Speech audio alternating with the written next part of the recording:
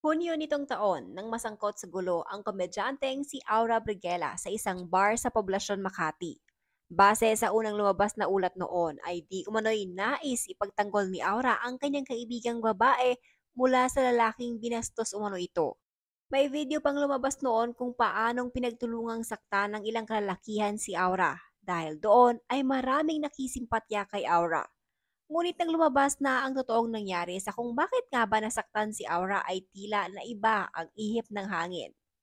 Nagsampa ng kaso ang kampo ng nakaalitan ni Aura noon at tila hindi pa nakontento. Dahil nitong Miyerkules ay lumabas ang balitang nagdagdag pa ng 3 kaso ang kampo ni Ravana laban sa komedyante. Marinding pinabulaanan ni Ravana na nagkaareglo na sila ni Aura. Wala daw nalapit sa kanila upang pag-usapan ang nangyaring gulo. Sa halip, tila sila pa nga umano ang dehado. Gayunpaman, handa naman daw silang makipag-ayos kung sakaling nais na lamang ni Aura ayusin ang gulo sa pagitan nilang dalawa.